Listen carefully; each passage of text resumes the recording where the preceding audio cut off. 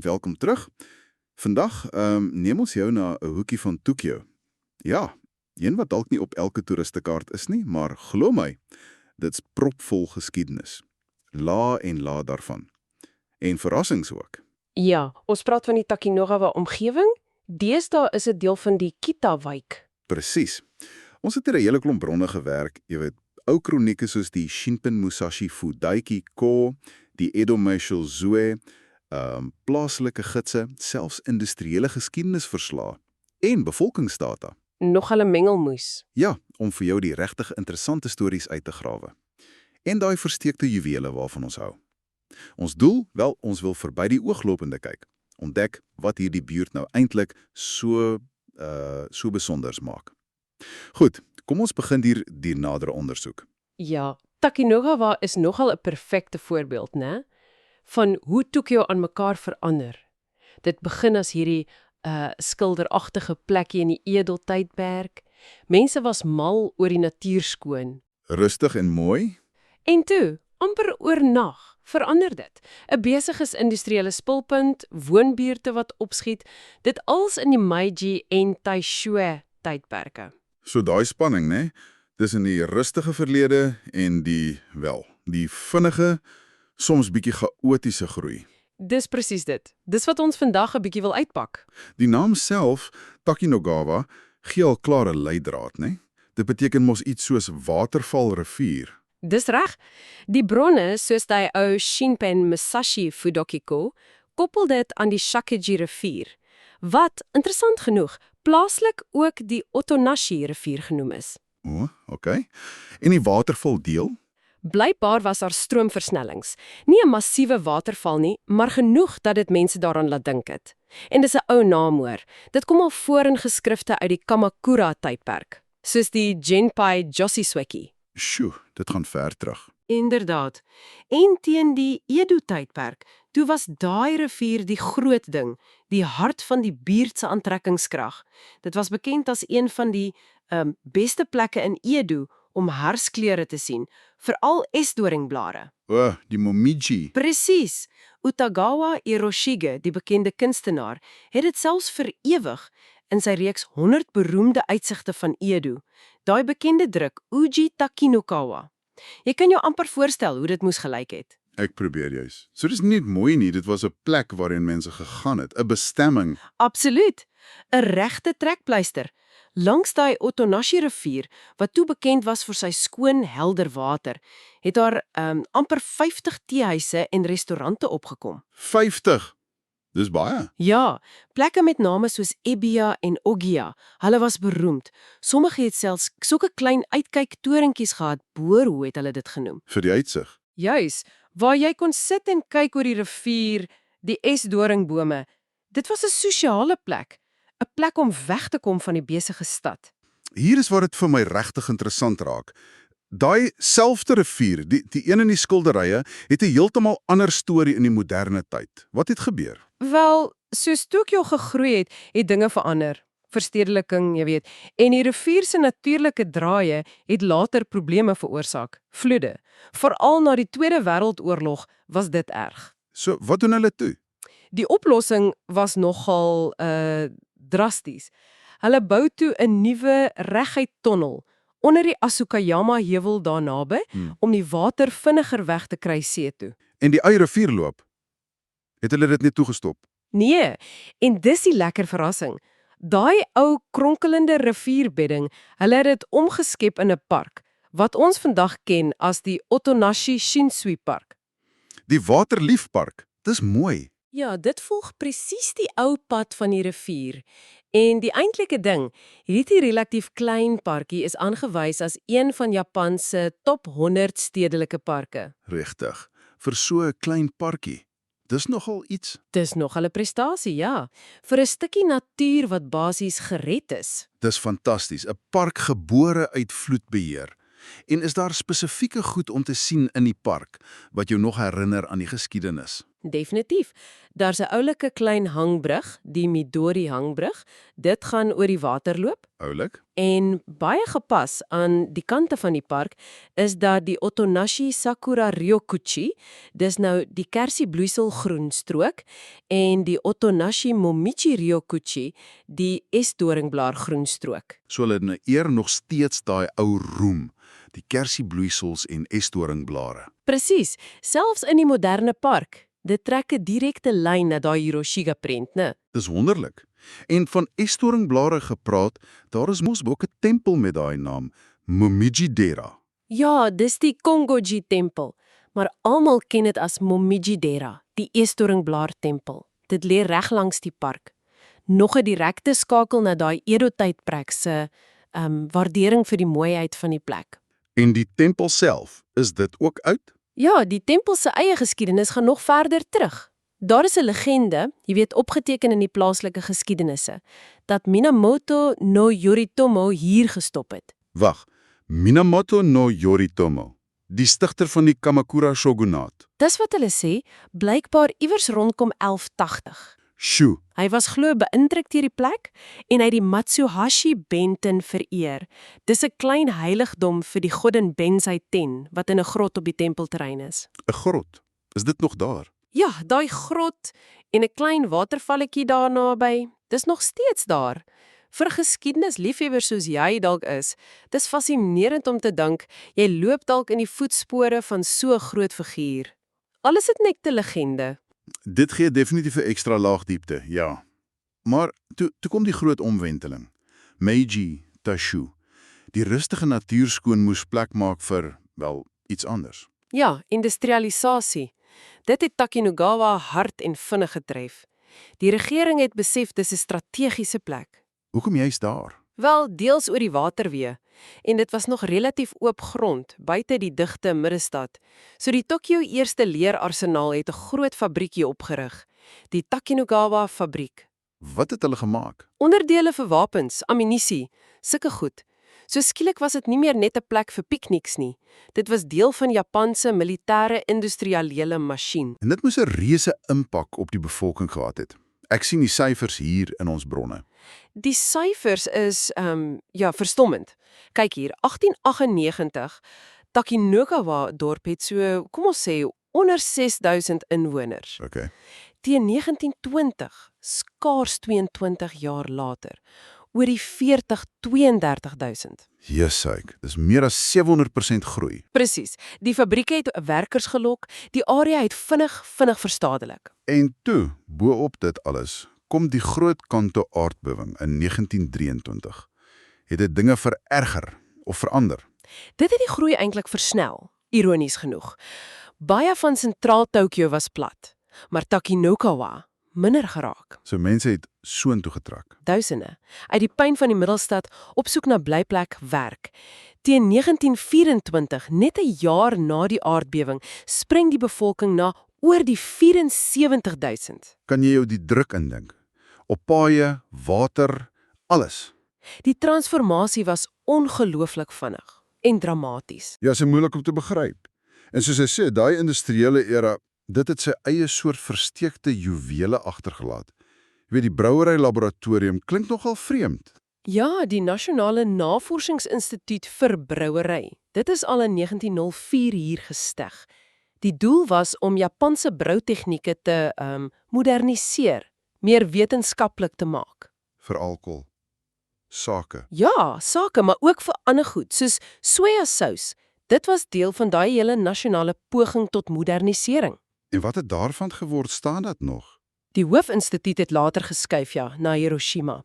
Maar die oorspronklike terrein in Takinugawa, hulle het dit nie net platgestoot nie. Dis nou 'n openbare park. O, dis goed. Heel gepas genoem, die Jozo Shikinjo Atochi Koen, wat min of meer beteken Brouwery Eksperimentstasie Ruïnepark. Ek hou van die naam. En die ware juweel, een van die oorspronklike rooibaksteenfabrieksgeboue, die Daiichi Kojo, die eerste fabriek. Dit staan nog, pragtig gerestoreer. Regtig? Ja, en dis nou aangewys as 'n nasionale belangrike kulturele eiendom. Jy kan letterlik aan 'n stukkie van daai industriële geskiedenis gaan raak. Dis presies die soort ding waarna mens soek op so 'n verkenning. En dan, daai storie oor kruit en grammofoonplate. Dit klink na 'n snaakse kombinasie. Dis 'n fascinerende klein voetnoot, né?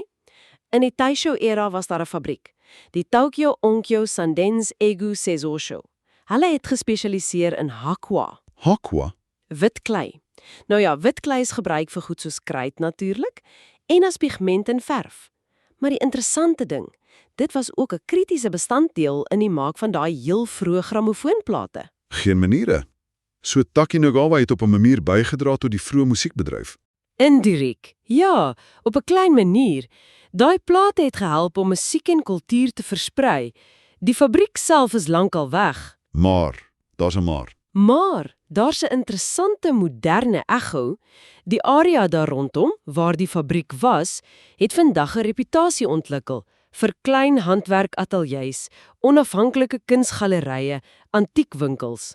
Dis interessant. Dis asof daai gees van maak, of dit nou kruit was, of plate, of nou kuns, nog steeds so half in die lug hang. As jy hou van rondsniffel vir unieke goed, is dit 'n wonderlike area om te verken. Ek hou daarvan. Die idee van 'n vervaardigingsgees wat voortleef. Nou, die geheime militêre spoorlyn klink baie James Bond-agtig. Was dit regtig geheim? Wel, dit was beslis nie vir die publiek bedoel nie. Dit was 'n toegewyde vraglyn, 'n taklyn wat van die bestaande Akabane-lyn afgesplits het. En die doel? Suiwer om swaar goed te vervoer, moontlik komponente vir wapens, ammunisie, naans aan die militêre arsenale in Takinokagawa en die buurarea Uji. Dit het reg deur die industriële sone geloop en dit was nie op gewone kaarte gemerk nie. So vir die gemiddelde ou op straat. Was dit onsigbaar, al het dit fisies bestaan. En vandag sien jy nog iets daarvan en gespore. Die spore self, nee, lankal weg. Die fabrieke het gesluit, die lyn was nie meer nodig nie, maar die grond waarop dit geloop het, daai spoorweg reg van weg, dit bestaan nog, as 'n lang reguitstrook grond. En wat het hulle daarmee gedoen? Hulle het dit omgeskep in iets heel anders, 'n versteekte groen wandel- en fietspad. Dit strek tussen Takinokagawa, Enchom en die Nishikauka area. 'n Groen pad met 'n geheime verlede. Presies, dis 'n wonderlike stil ontsnapping. Reguit met groenigheid om jou, maar jy stap of ry fiets bo oor daai geskiedenis van militêre logistiek. Dis 'n pad met 'n storie, ja. Dis 'n perfekte voorbeeld van hoe die landskap hergebruik word, nuwe lewe kry. En jy het genoem, alles die groot fabrieke weg, daai vervaardigingsgees leef voort. Ja, en dis wat hier so fascinerend is, die evolusie. Jy het eers die grootes gehad, soos die Kashima Spinnery. Interessant, hulle het waterkrag gebruik van die Senkawa Josui, dis 'n ou akwaduk, en later die groot Oji Spinning Maatskappy. Maar hulle is nou meestal weg. Ja, die reuse is weg. Maar die tegniese kennis, die vaardighede wat in daai fabrieke ontwikkel is, dit het nie net verdwyn nie. Hoe bedoel jy? Waar het dit heen gegaan? Dit het versprei na 'n hele netwerk van kleiner werkswinkels, die sogenaamde Machikoba. Machikoba. Ja, dis klein tot medium beurtfabriekies, dikwels weggesteek in sy strate. Baie van hulle spesialiseer vandag in hoogs gespesialiseerde goed. Presisie-ingenieurswese, dink aan metaalwerk, die maak van vorms vir industrie, komplekse onderdele. So, hulle is nog steeds daar, net kleiner en meer gespesialiseerd. Hulle is die ruggraat van Japanse vervaardiging op 'n kleiner skaal. Dis die vervaardigings-DNA, soos die bronne dit noem, wat voortleef in hierdie klein werkswinkels. Daai DNA-idee is sterk. En dis nie net industriële goed nie. Sommige van hierdie Machikoba werk nou selfs saam met ontwerpers om unieke, hoëgehalte verbruikersprodukte te maak. Ek het gelees van byvoorbeeld elegante titanium skryfbehoeftes wat uit hierdie klein Takinagawa werkswinkels kom. Wow, van wapenonderdele na titaniumpenne. Dis 'n moderne uitdrukking van daai lang tradisie van vakmanskap, né? Aangepas vir die 21ste eeu. Dis 'n wonderlike storie van aanpassing. Goed, kom ons skuif 'n bietjie weg van die swaar industrie. Wat van die plaaslike inkopie ervaring? Is daar nog iets van die ou daaroor? O ja, beslis. Daar is die Takinugawa Markstraat inkopie arkade. Die Takinugawa Ichibaradori Shaltengai. Dis nie jou blink moderne winkelsentrum nie. Glad nie. En dis die punt. Dis juis die aantrekkingskrag. Dit het daai heerlike ou modiese Shaltengai gevoel, so 'n bedekte winkelstraat. Baie van die winkels is familiebesewighede, al geslagte lank daar. Persoonlike diens, daai tipe ding. Presies. Jy kry persoonlike diens en baie winkels verkoop al eie unieke produkte, goed wat jy nêrens anders kry nie. Dis 'n blik op 'n manier van inkope doen wat besig is om te verdwyn, daai gemeenskapsgevoel. Klink na 'n plek waar jy nog regtig met die winkeliers kan gesels. Ons het nou baie oor industrie gepraat, maar die bronne noem ook 'n landbouverlede. Dis amper moeilik om voor te stel in vandag se Tankio. Dis waar, né? Voor die fabrieke en die huise oorgeneem het, was Takanagawa eintlik nogal bekend vir sy landbou. Sekere groentesoorte is selfs na die area vernoem. Soos wat? Takanagawa eie, Takanagawa gugo, dis nou burdokroot of klitsgraswortel, baie belangrik in Japanse kos. En Takanagawa wortels, So dit was kwaliteitprodukte.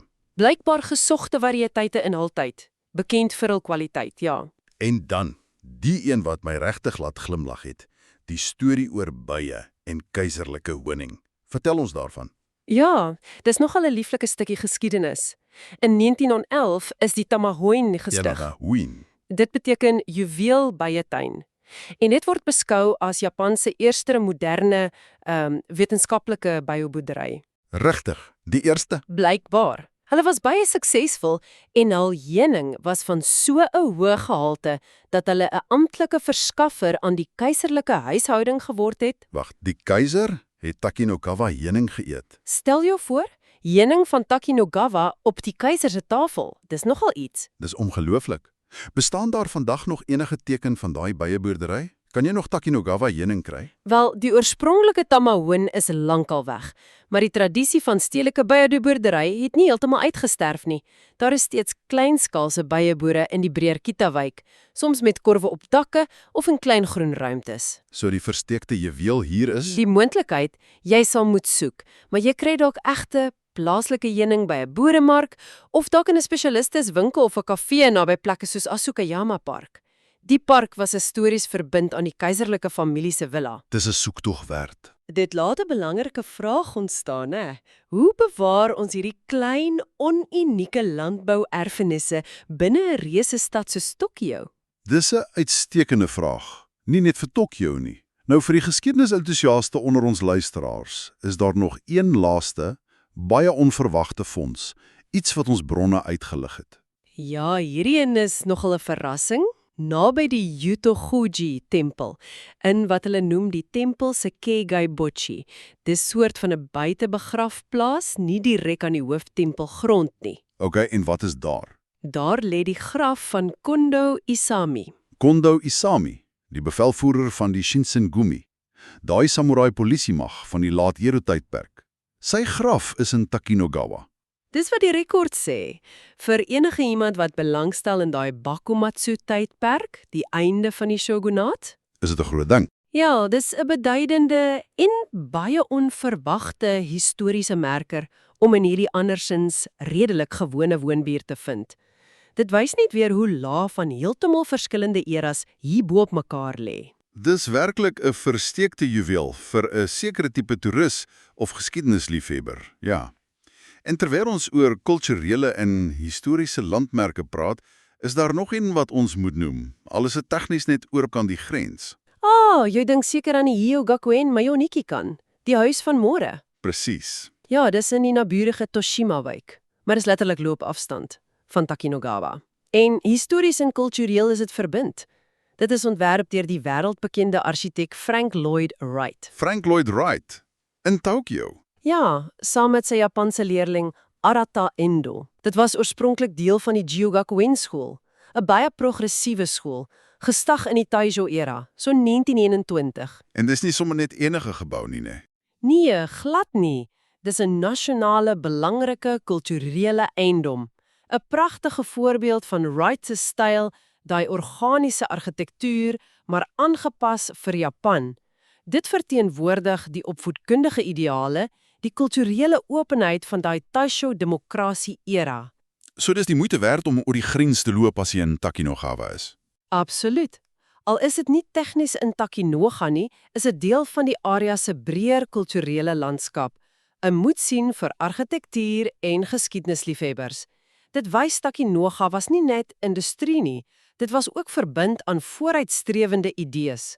Wat 'n reis was dit nie? Van die rustige esdoornblare, die teehuise van Edo, deur die skoorstene en spoorlyne van die industriële revolusie, tot by versteke parke, keiserlike honing, geheime grafte, argitektoniese meesterstukke. Dis verstommend hoeveel rykdom in hierdie enkele wijk verstek lê. So, wat beteken dit alles? Wel, wat dink jy? Vir my sê dit jy het nooit 'n boek of 'n Tokio-buurt volgens sy omslag oordeel nie. Daar is altyd meer as wat jy met die eerste oogopslag sien. Ek stem heel hartig saam. Dit beklemtoon net weer hoe belangrik dit is om nuuskierig te wees, om dieper te kyk as die ooglopende toeristeplekke. Veral in 'n stad soos Tokio met soveel lae. Wat staan vir jou uit na hierdie gesprek?